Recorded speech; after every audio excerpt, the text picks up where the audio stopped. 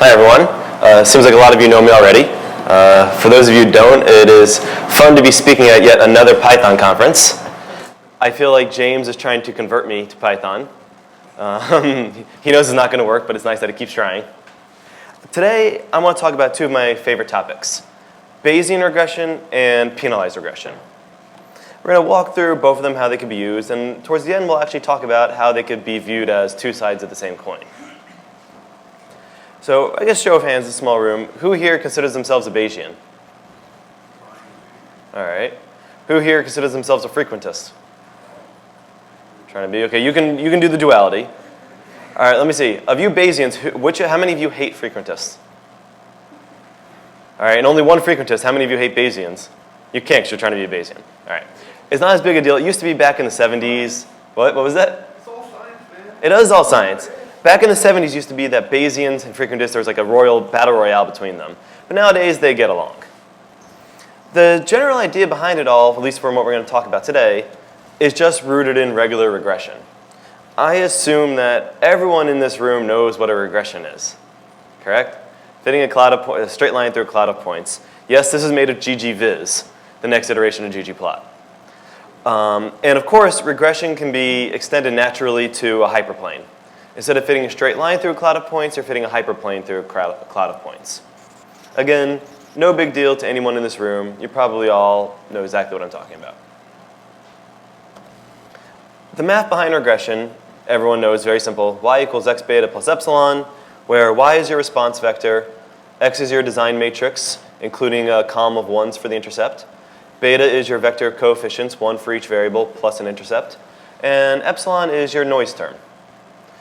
I'm going to make a very strong point here. I think I'd say this every time I talk about regression. They are not independent and dependent variables. They're predictors and responses, inputs and outcomes.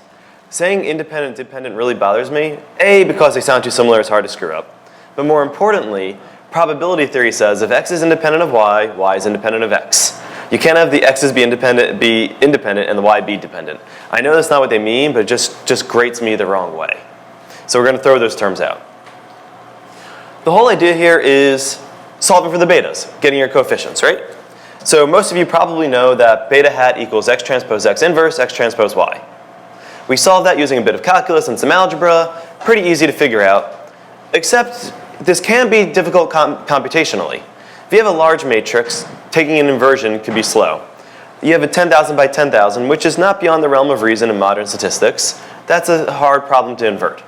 So we usually use some sort of approximation, like a Cholesky decomposition or a QR decomposition. All right? Everyone good? Everyone knows this stuff? I'm assuming this is pretty basic so far? Awesome. Then you know that this works great until you run into many predictors and you hit the curse of dimensionality. Everyone's heard of this? Unless you're Andy Gelman, in which case you say it's the blessing of dimensionality.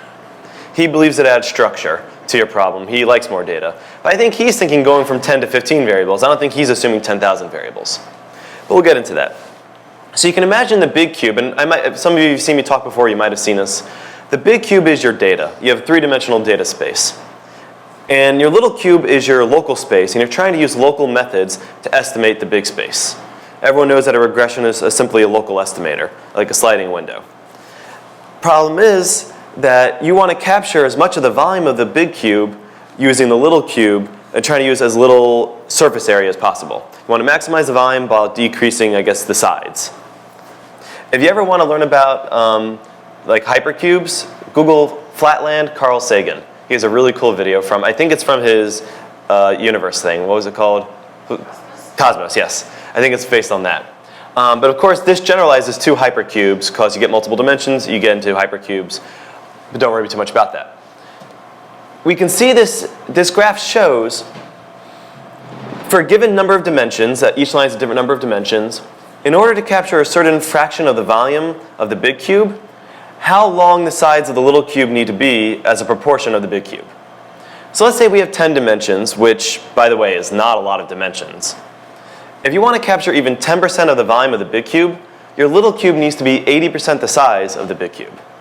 All of a sudden, it's not such a local space anymore.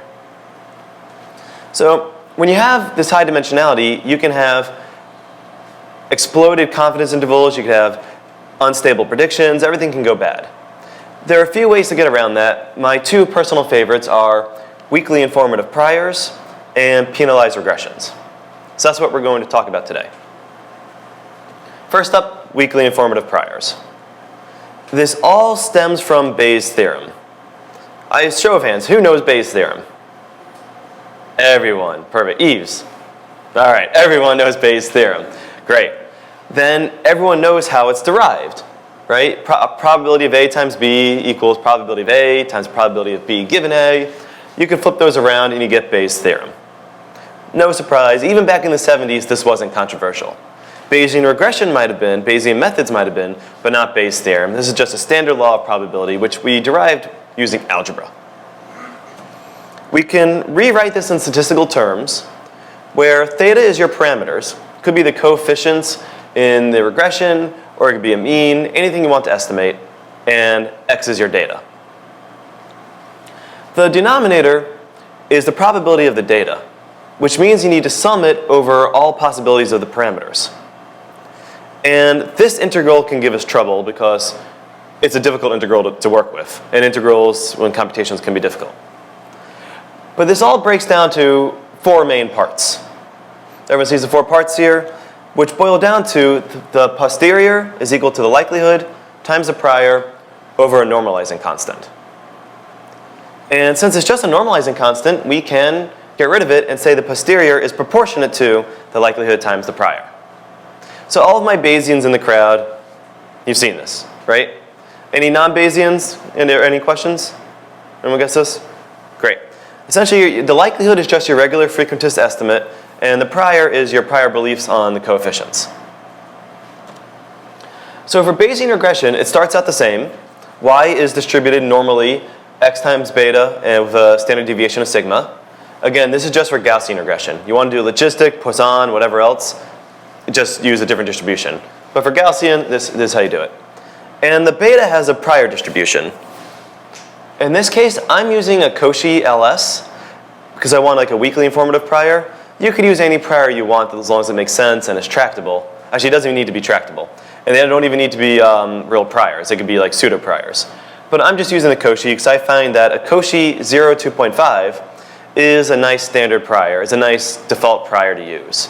It has this really strong effect. And of course, I like visualizing everything. So these are two ways to see Cauchy priors. The one on the left is weakly informative. It's a Cauchy 2.5.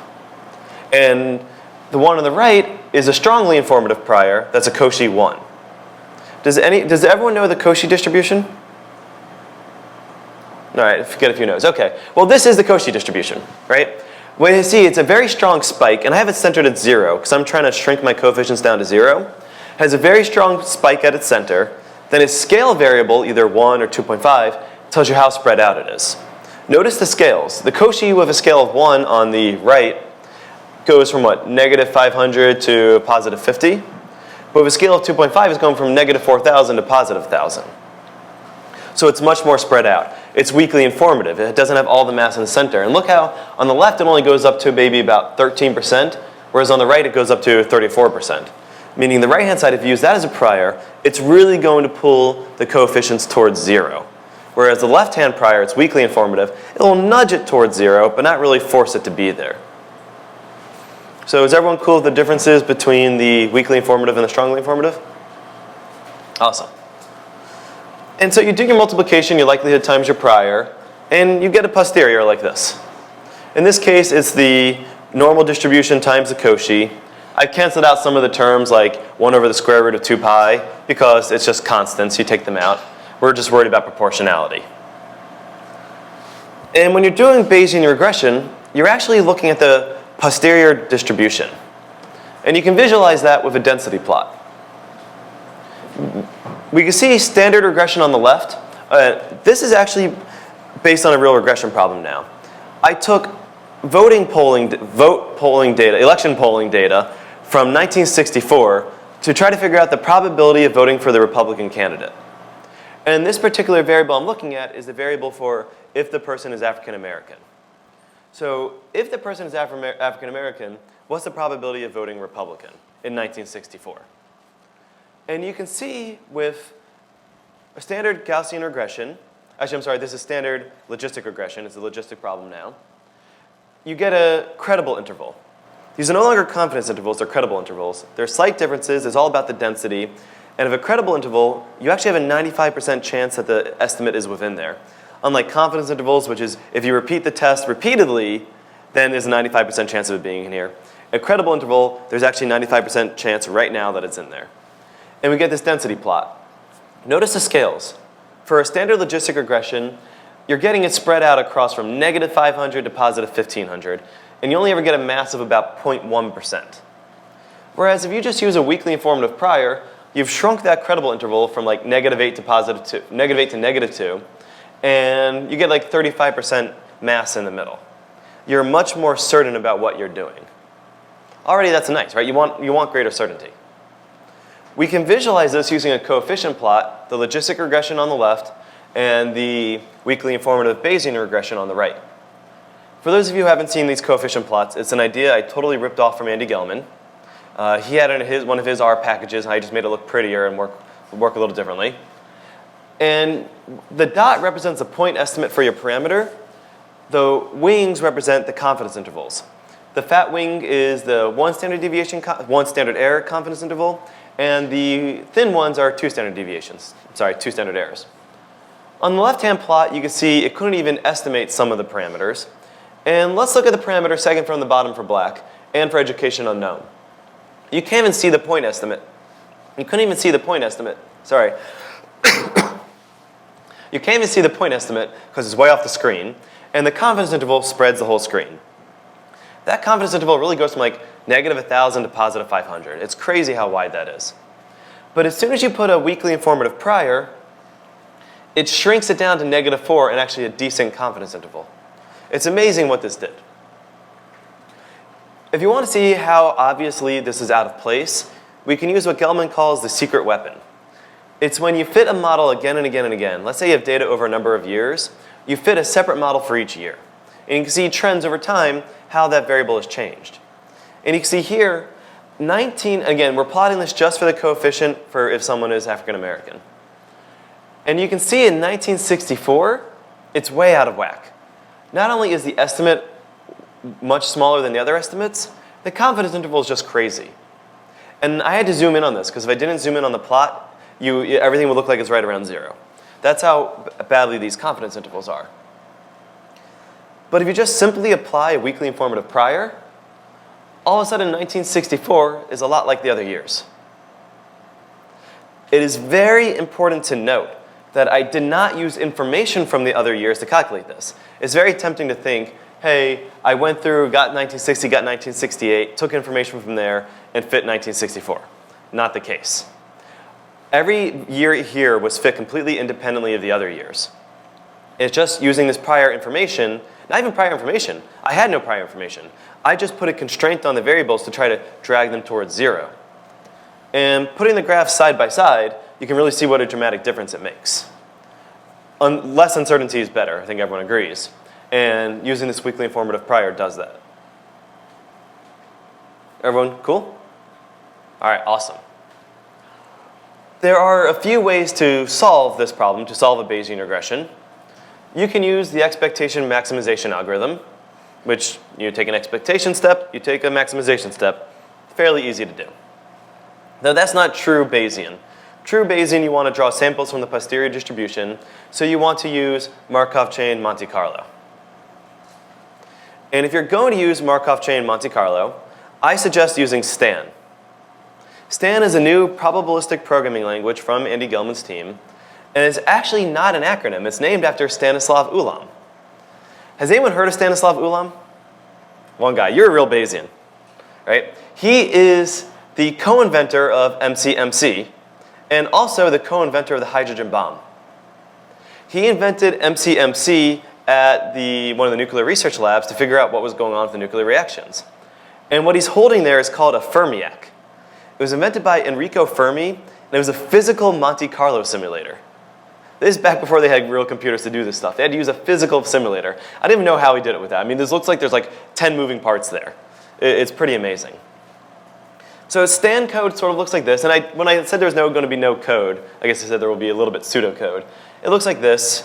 And you can call stan from R, Python, Julia, or the command line. So it's really open, really operative. You can use it from any interface you'd like. You want to get your data in Python, munge it, put it together, then call stan, you can. You want to do it in R, you can do it. It's really cool stuff they've built. It's much faster than bugs and jags. It is the new way to do Bayesian programming. Now, it is a Bayesian method, so it's still going to be slower than a frequentist method, but it lets you fit more complicated models, including hierarchical models. Any questions about Bayesian regression? I assume everyone knew what I was talking about. That's why everyone's so quiet. Awesome. All right, then on to my next favorite topic, penalized regression. Who here uses penalized regression? No one? Will be. All right. I'm in a room full of Bayesians, I guess. That's why no one uses penalized regression. All right. I love penalized regression. In fact, I think this is one of the greatest innovations in statistics in the past 15 years. It really allows us to do much more with our data. Just like Bayesian regression, it starts with ordinary least squares. Everyone knows ordinary least squares. You're just trying to minimize the sum of squares. But penalized regression adds on a penalty term. It's lambda, that's your penalty parameter. The bigger lambda is, the bigger the penalty. Smaller lambda, smaller penalty, times the sum of the coefficients to the qth power.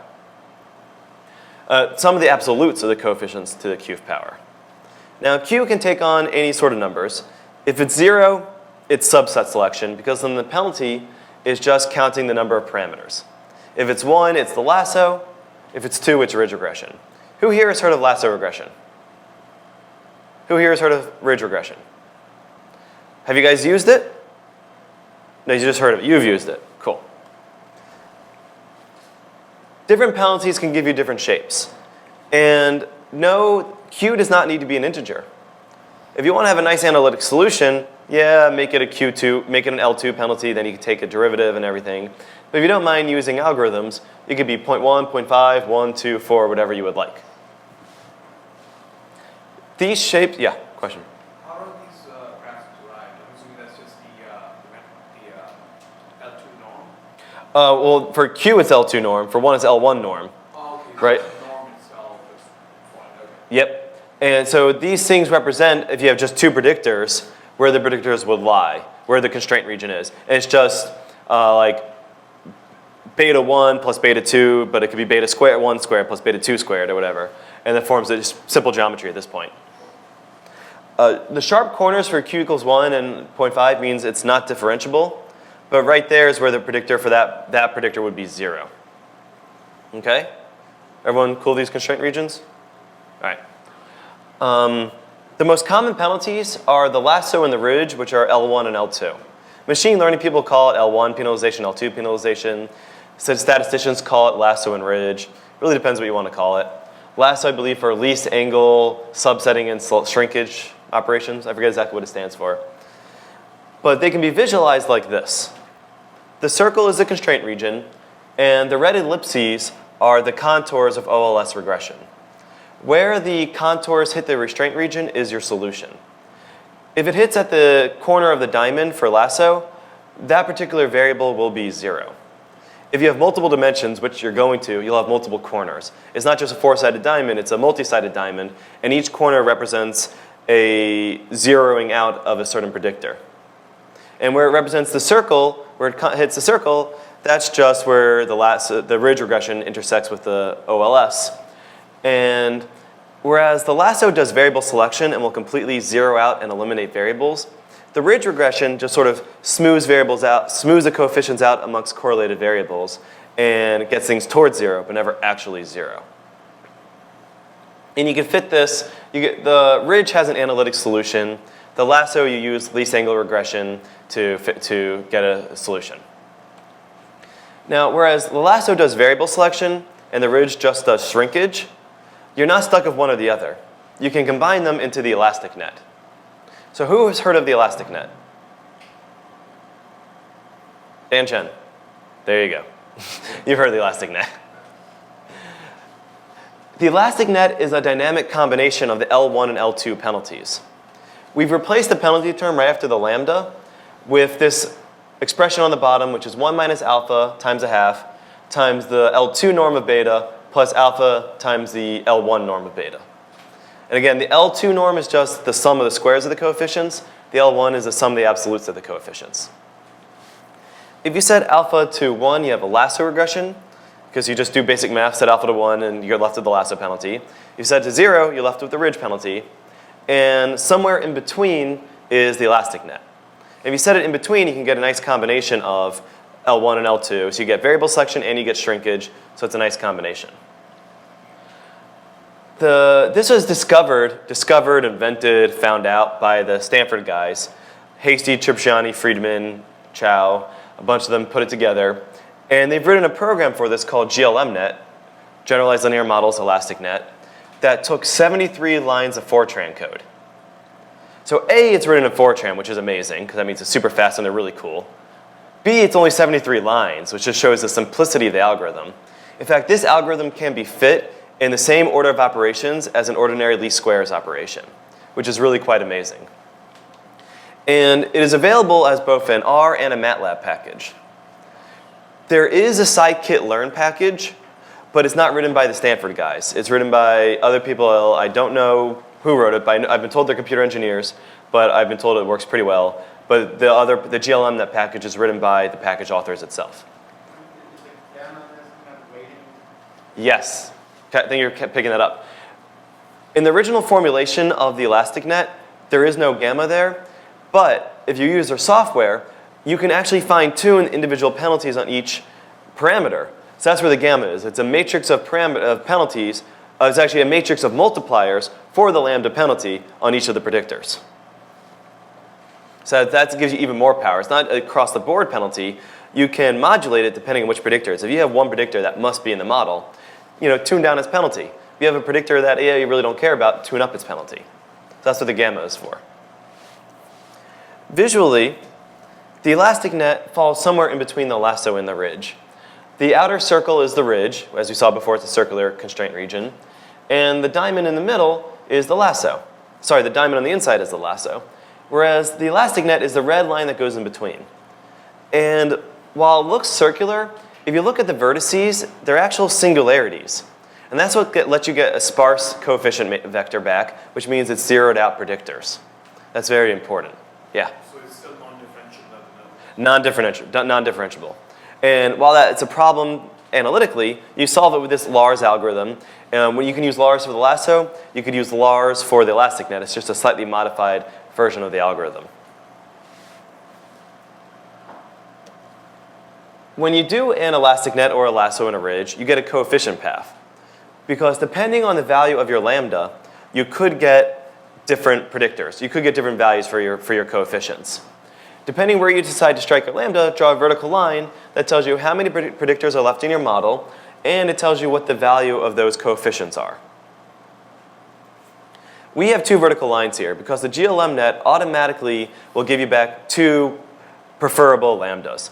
The lambda that minimizes your cross-validation error, and the lambda that doesn't quite minimize it, but it's within one standard error of minimizing it, but it's a simpler model, because typically simpler is better. Both of them are equally valid. You could do what you choose. We can revisualize this as a coefficient plot like we saw before. Thank you. Thank you, James. James likes me being official with the lanyard and everything.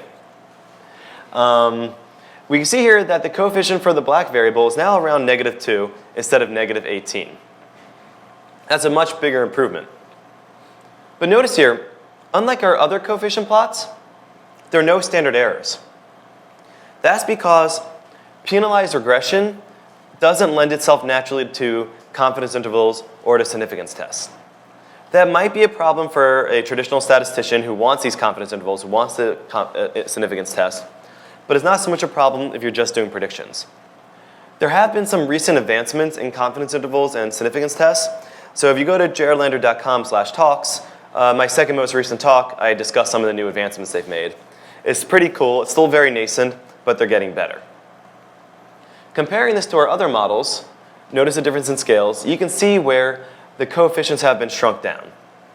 I have removed the confidence intervals from the other ones so you can get a common sense, so everything's on the same playing field. You see for standard logistic regression, the coefficient for black is -18. For Bayesian, it's around -4. For the elastic net, it's around -2. Which one's the best? You should go ahead and use predictive power to decide which one's the best one to do. But there's no reason that the Bayesians and the frequentists can't live in harmony. There is a Bayesian interpretation of penalized regression. Everyone can be happy together. You can think of the expression for penalized regression as the posterior mode. That's the OLS plus the penalty term is the mode, where the penalty term is the log prior. Now, it's very important I said mode. Typically, when you do Bayesian regression, you're looking for the posterior mean. But here, we're looking for the posterior mode. If it's ridge regression, it is the mean and the mode are the same. But posterior mode is pretty close. For the two most common penalties, the ridge and the lasso, the penalty term for the ridge is beta squared. And the prior is a normal distribution centered at 0 with a variance of 1 over 2p times the p-dimensional identity matrix. For lasso regression, the penalty term is absolute of beta. And the prior is the Laplace prior, also known as a double exponential. And it's lambda over 2 times e to the negative lambda absolute of beta. We can visualize this where we have the normal prior on the left, a Cauchy prior in the middle, and the Laplace prior on the right. You can see how they're different. The Laplace prior is really sharp. It really tries to drag you to 0, and it's not too spread out. Whereas the normal prior tells you, hey, go to 0, but don't try that hard. And a Cauchy prior has a slab at 0, but it's really spread out. So all these methods do, they're all shrinkage. They're all trying to shrink the coefficients towards 0. That's why they're all centered at 0. So they're all trying to do the same thing. It's just that when you do Bayesian regression, it's more, you're really putting more thought into it one variable at a time. Whereas penalized regression, you're like, hey, here's 10,000 variables, flatten it out, see what happens. Let the machine do the work. So some of the benefits are you're going to get tighter confidence intervals or credible intervals, and you're getting stronger predictive power and greater interpretability. So you get lots of benefits from this. And the cool thing about penalized regression, at least the elastic net, you can use it when you have many more predictors than data, which is becoming a problem nowadays. If you want to learn more, here's just some light reading for you. So I highly recommend you come here. These are all clickable links. Go through them all. These are papers, presentations, chapters of books that let you read about Bayesian regression and penalized regression. So, any questions? No questions. I explained it perfectly. Any kind of application area of penalized regression in finance? Oh, lots. Let's say you're trying to use, anytime you have many predictors, let's say you're doing derivatives trading and you're trying to base it on let's say you're trying to do a multivariate time series where you have 1,000 correlated time series. But that's going to lead to too much dimensionality. So you can use a penalized regression to restrict the number of time series you're comparing. That's one. Or let's say you have predictors when you have lots of buckets, but some buckets just don't have a lot of data. That's going to give you wide confidence intervals. You give it a penalized regression, and that'll shrink it down towards 0 and make it more stable. So right there, two possibilities in finance. What about path-dependent analysis? Path-dependent analysis, like longitudinal? Yes. There is, Bayesian regression is great for that because that's a hierarchical model. So right there, that takes care of that. If you want to use penalized regression, there is a type of penalized regression for longitudinal models. I think it's called the group lasso. I think that will take care of it. If not, it might be the graphical lasso, which is called glasso. So between the two of those, I think you got your solution.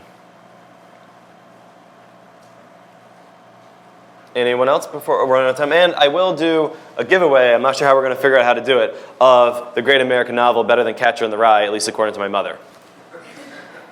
We'll find some way to give away R for everyone to convert you people to R, or just to enjoy some light reading as you're trying to fall asleep.